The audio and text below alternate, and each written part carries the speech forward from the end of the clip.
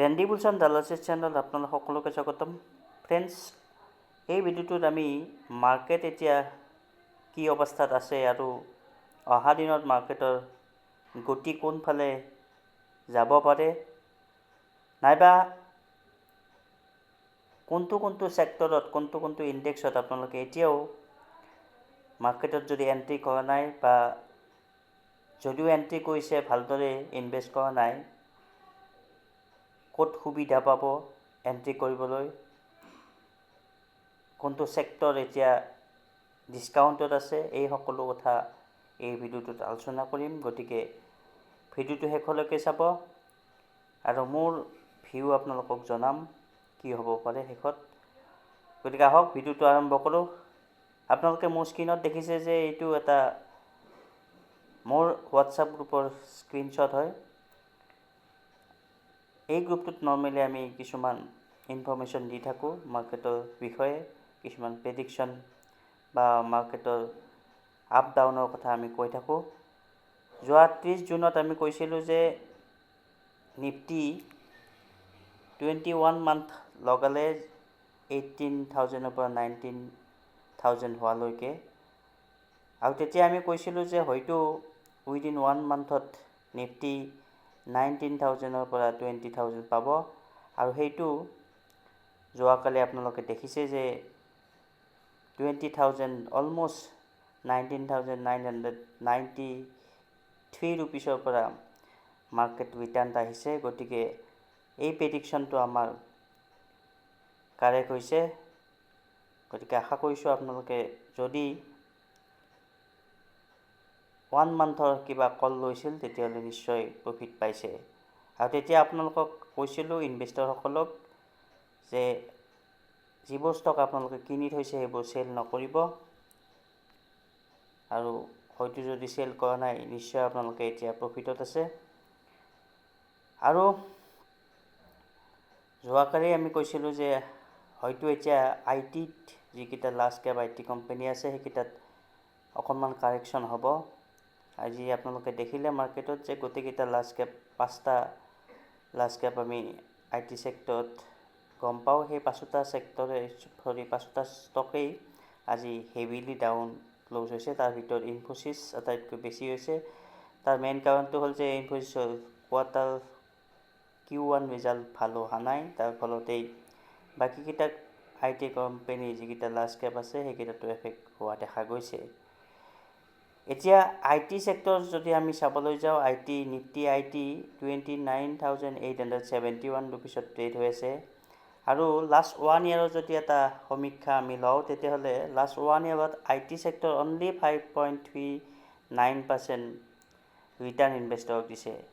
মানে এতিয়াও IT sector heavily আপোনালোকে ক'ব পাৰে যে ডিছকাউণ্ট প্ৰাইজত আছে, আৰু এইটোৱেই লং টাৰ্ম ইনভেষ্টৰৰ কাৰণে অতিকৈ প্ৰয়োজনীয় সময়। লং টাৰ্ম যিসকলে IT ছেক্টৰত ইনভেষ্ট কৰিব বিচাৰে, লাহে লাহে আপোনালোকে ভাল মিড কেপ কোম্পানী নাইবা লাৰ্জ কেপত যদি কৰিব বিচাৰে, যিসকলে বেছি ৰিস্ক ল'ব নোখোজে তেখেতসকলে লাৰ্জ কেপ ল'ব, আৰু যিসকলক উইথ ৰিস্ক গ্ৰ'থ ভাল লাগে তেখেতসকলে মিড কেপ IT কোম্পানী ল'ব পাৰে।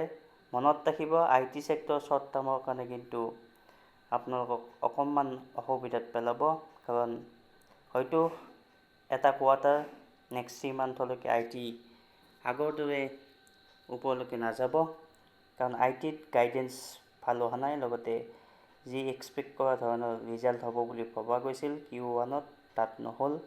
গতিকে IT ছেক্টৰত আকৌ অকণমান প্ৰব্লেম থাকিব। গতিকে লং টাৰ্ম যিসকলে ইনভেষ্ট কৰিব বিচাৰে তেখেতসকলৰ কাৰণেহে এই ভিডিঅ'টো। আৰু লং টাৰ্ম কৰিলে IT ছেক্টৰত, আন এটা ছেক্টৰ যদি আমি ক'বলৈ যাওঁ কেমিকেল ছেক্টৰ আপোনালোকক ইণ্ডেক্স ডাইৰেক্টলি দেখাব নোৱাৰিম, কাৰণ কেমিকেল ইণ্ডেক্স বুলি কোনো ষ্টক মাৰ্কেটত নাই। কিন্তু কেমিকেল ছেক্টৰৰ অলমষ্ট ভাল কোম্পানী আমি ট্ৰেণ্ডি বুলছন ডালাচিছত ভিডিঅ' বনাইছোঁ, যদি আপোনালোকক লাগে লিংক দি দিম এই ভিডিঅ'টোত। কোনবোৰ কোম্পানী আপোনালোকে বাই কৰিব পাৰে কেমিকেল ছেক্টৰত, যিবোৰ ডিছকাউণ্ট প্ৰাইজত আছে। IT আৰু কেমিকেল ছেক্টৰ যি দুটা এছেঞ্চিয়েল ছেক্টৰ বুলি ক'ব পাৰোঁ, এই দুটা ছেক্টৰ কিন্তু এতিয়াও যদিও নিফটি 20,000ৰ ওচৰত আছে। তথাপিতো এই দুটা ছেক্টৰত এতিয়াও ডিছকাউণ্টতে আছে, গতিকে লং টাৰ্ম ইনভেষ্টৰে এই দুটা ছেক্টৰৰ ভাল ভাল কোম্পানী চাব পাৰে। কোনবোৰ কোম্পানী চাব অলৰেডি আমি ভিডিঅ' বনাইছোঁ, সেইবোৰ চাই ল'ব। কোম্পানীৰ বিষয়েও জানি ল'ব, তাত ভিডিঅ'ত ভালদৰে দিয়া আছে। যদি আমি আই টি ছেক্টৰ চাবলৈ যাওঁ, তেতিয়াহ'লে আই টি ইণ্ডেক্সত কোনটো কোম্পানী কিমান ৱেইটেজ আছে যদি আপোনালোকে জানিব বিচাৰে, ইনফোছিছ যিটো নিফটি আই টিৰ এটা পাৰ্ট হয়, আটাইতকৈ বেছি ৱেইটেজ তাত আছে 27.99, 28% বুলি ক'ব পাৰোঁ। TCSত 25.53, HCL tech 8.80, tech Mahindra 10.02, LTI Mindtree 6.89, Wipro 9.33, Persistent Tech 3.92, LTTS 1.69, Emphasis 2.77, Coforge 3.06। গতিকে এনেকুৱা ৱেইটেজত নিফটি আই টি আছে। যিসকলে নিফটি আই টিত ইনভেষ্ট কৰে তেখেতসকলে হয়তো জানেই অলৰেডি, আৰু যিসকলে নাজানে ৱেইটেজ হিচাপত ইনফোছিছ আৰু TCSৰ আটাইতকৈ বেছি। যদি ইনফোছিছ TCS ডাউন থাকে, তেতিয়াহ'লে নিফটি আই টিও সেইদিনা ডাউন দেখা পাব। গতিকে এতিয়া আজি হয়তো নিফটি আই টি ভালদৰে ডাউন হৈছে, কাৰণ ইনফোছিছৰ অলমষ্ট 8% ডাউনত ক্ল'জ হৈছে। TCSও ঠিক তেনেকৈ 2-3%, আৰু HCL টেক আৰু উইপ্ৰো, টেক মহিন্দ্ৰা গোটেইকেইটাই ডাউনত আছিল। গতিকে নিফটি আই টি আজিৰ পিছত হেভি ডাউন হৈছে, আৰু এদিন আপোনালোকে হয়তো ৰ'ব লাগিব। যদি ৰিকভাৰী দেখা পায়, তলত ৰিকভাৰী চাইন দেখে, তেতিয়াহ'লে আপোনালোকে নিফটি আই টিত বাই কৰিব পাৰে, কিন্তু অকণমান ৱেইট কৰিব। এতিয়া আহোঁ আন এটা ইণ্ডেক্সলৈকে, নিফটি বেংকে কিন্তু লাষ্ট 1 yearত 25.41% অলৰেডি ইনভেষ্টৰক ৰিটাৰ্ণ দিলে। গতিকে নিফটি বেংক এতিয়া বহুত ওপৰত আছে। আগতে আপোনালোকৰ কাৰণে সুবিধা আছিল যোৱা বছৰ যদি আপোনালোকে নিফটি বেংকৰ যিকোনো কোম্পানীত ইনভেষ্ট কৰিছে, HDFC নাইবা কোটক মহিন্দ্ৰা, ICICI, এইবোৰ বেংক অলৰেডি ওপৰত এতিয়া ট্ৰেড হৈ আছে। তথাপিতো ডিছকাউণ্টত আছে, কাৰণ ফাইনেন্সিয়েল ছেক্টৰ এটা এছেঞ্চিয়েল ছেক্টৰ। কিন্তু আই টি আৰু কেমিকেলতকৈ নিফটি বেংক ওপৰত আছে। গতিকে যদি আপোনালোকে অলৰেডি বাই কৰিছে, এইটো এতিয়া কিছুদিনৰ কাৰণে আপোনালোকে অপেক্ষা কৰিব পাৰে। এতিয়া আই টি আৰু কেমিকেলত ইনভেষ্ট কৰিব পাৰে। নিফটি 50 যদি আমি চাওঁ, নিফটি 50ও লাষ্ট 1 yearত 18% অলৰেডি ইনভেষ্টৰক প্ৰফিট কৰি দিছে। বহুত তললৈকে গৈছিল নিফটি 50ও 16,000, তেতিয়া আমি কৈছিলোঁ আপোনালোকক ভিডিঅ' বনাই যে এতিয়া আপোনালোকে হয়তো বাই কৰিব পাৰে। যিসকলে আমাৰ চেনেল ফ'ল' কৰে তেখেতসকলে একজেক্ট টাইম পাই গৈছে, যেতিয়াই আমি কৈছোঁ যে ইয়াৰ পৰা ৰিকভাৰী হ'ব, আৰু আমি কোৱা নিচিনাই তাৰ পৰা ৰিকভাৰী হৈছে। যদি বিশ্বাস নকৰে, চেনেলত ভিডিঅ' আছে, চাই ল'ব, তাত গম পাব যে আমি কেতিয়া নিফটি ৰিকভাৰ হ'ব বুলি কৈছিলোঁ, আৰু তাৰ পৰাই নিফটি ৰিকভাৰ হয় অলমষ্ট 20,000ৰ পৰা আহি আজি ডিছকাউণ্ট হোৱাৰ পিছত 19,745 ৰুপিছত নিফটি 50 ট্ৰেড হৈ আছে। গতিকে অহা দিনত আপোনালোকে এটা এতিয়া ক্লিয়াৰ ভিউ পাইছে। এতিয়া হয়তো অকণমান টাইম কাৰেকশ্যন হ'ব, প্ৰাইচ যদিও বহুত তললৈকে নাহে, কিন্তু টাইম অকণমান হ'ব। আৰু এতিয়া মাৰ্কেট যদি আমি লং টাৰ্মৰ কাৰণে চাওঁ, তেতিয়াহ'লে যিকেইটা ছেক্টৰ আমি ক'লোঁ, সেই ছেক্টৰকেইটা এতিয়াও ডিছকাউণ্টত আছে, আপোনালোকে চাব পাৰে। আৰু যিসকল ট্ৰেডাৰ তেখেতসকলৰ কাৰণে কৈছোঁ, তেখেতসকলে হয়তো এতিয়া অকণমান টাইম কাৰেকশ্যন পাব।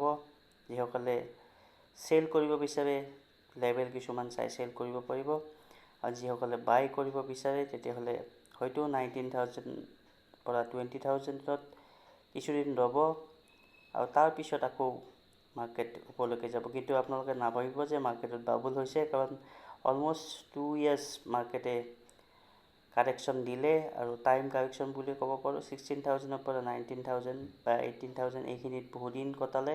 গতিকে এতিয়া হয়তো মাৰ্কেটে আকৌ এটলিষ্ট 21,000লৈকে যাব, কিন্তু তালৈকে যোৱাৰ আগত কিছুদিন হয়তো ৰ'ব।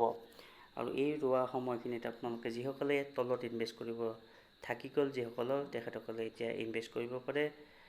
আৰু আপোনালোকে নাভাবিব যে কাইলৈ আকৌ মাৰ্কেট ওপৰলৈকে যাব।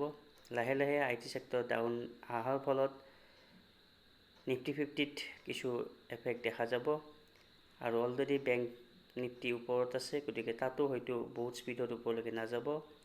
আৰু বেংক নিফটি আৰু ITত আৰু আটাইতকৈ বেছি এক্সপ'জাৰ থাকে নিফটি 50ত, গতিকে সেই হিচাপেও নিফটি 50 বহুত ওপৰলৈকে যোৱা ইমান এটা চান্স নাই। ৰিলায়েন্স যিটো আটাইতকৈ হেভি ৱেইট নিফটি 50 কোম্পানী, সেইটো অলৰেডি বহুখিনি ওপৰলৈকে গৈছে আৰু তাৰ পৰা এটা কম্পনেণ্ট ডিমাৰ্জ হ'ব। আপোনালোকে জানে যে জিঅ' ফাইনেন্সিয়েল যিটো, সেইটো ডিমাৰ্জ হোৱাৰ পিছত আকৌ এটা চিটুৱেশ্যন হ'ব, সেইটোলৈকে আপোনালোকে অপেক্ষা কৰিব লাগিব। গতিকে যদি মোৰ ভিউ ক'বলৈ যাওঁ, তেতিয়া মাৰ্কেটে অকণমান টাইম কাৰেকশ্যন লগতে প্ৰাইচ কাৰেকশ্যন দিব, কিন্তু মাৰ্কেট তললৈকে নাহে ইমান এক্সপেক্ট কৰি লাভ নাই। আৰু কাৰেণ্টলি যিহেতু Q1 ৰিজাল্ট ছেশ্যন চলি আছে, Q1 ৰিজাল্ট এতিয়া অলৰেডি কেইটামান কোম্পানীয়ে দিলে। এই Q1 ৰিজাল্ট শেষ নোহোৱালৈকে মাৰ্কেটত আপোনালোকে হয়তো ডিছকাউণ্ট পাব কিছুদিন।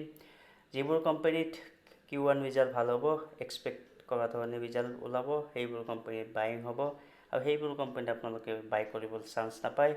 আৰু যিবোৰ ভাল ভাল কোম্পানী Q1 ৰিজাল্ট বেয়া হ'ব, আগতে হয়তো কোম্পানীটো যদি ভাল বুলি ভাবিছিল, বেয়া হোৱাৰ পিছত আপোনালোকে ডিছকাউণ্ট প্ৰাইজত পালে সেই কোম্পানীত বাই কৰিব পাৰিব। গতিকে এইখিনিয়ে মোৰ ভিউ।